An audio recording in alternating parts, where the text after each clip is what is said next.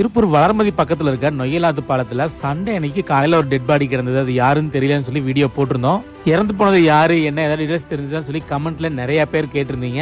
நானும் யூடியூப்ல ட்விட்டர்ல சொல்லி நியூஸ் ஆர்டிகல்ஸ் எல்லாம் தேடி பார்க்கும்போது எதுலையுமே பாத்தீங்கன்னா நியூஸ் பப்ளிஷ் ஆகவே இல்லை. பட் ஒரே ஒரு நியூஸ் சேனல் மதிமுகம் அப்படின்ற சேனல்ல மட்டும் பாத்தீங்கன்னா அதை பத்தின நியூஸ் போட்டிருந்தாங்க. இறந்து போனவர் லட்சுமி நகர்ல தங்கி ராயபுரத்தில் ஒரு பனியன் கம்பெனி நிறுவனத்துல வந்து வேலை செஞ்சுட்டு இருந்த ஒரு வட இந்திய வாலிபர்னு சொல்லி நியூஸ் தெரிய வந்திருக்கு.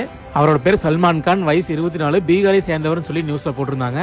இதை பத்தி போலீஸ் விசாரிச்சப்போ ஆன்லைன்ல ஆபாசமா ஏதோ வீடியோ கால் வந்து பாத்தீங்கன்னா இவர் ரீசெண்டா பேசினதாகவும், அதான் அந்த கும்பல் பாத்தீங்கன்னா இவர் வீடியோ கால் பேசினதை ஸ்கிரீன் ரெக்கார்ட் எடுத்து வச்சு இதை வந்து வெளியே லீக் பண்ணிடுவேன், பணம் கொடுன்னு சொல்லி மிரட்டினதாகவும், இப்படி வீடியோ கால்ல மிரட்டின அவங்க கிட்ட இவர் மன்னிப்பு கேட்கிற மாதிரியான சிசிடிவி ஃபுட்டேஜ் கூட பாத்தீங்கன்னா லீக் ஆயிருக்கு.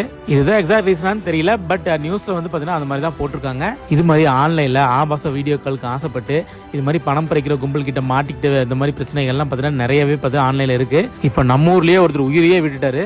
சோசியல் மீடியால இது மாதிரி ஆபாச பதிவுகள்லாம் பார்க்கும்போது கொஞ்சம் சூதானமா இருந்துக்கங்க. எது வேணா நடக்கலாம்.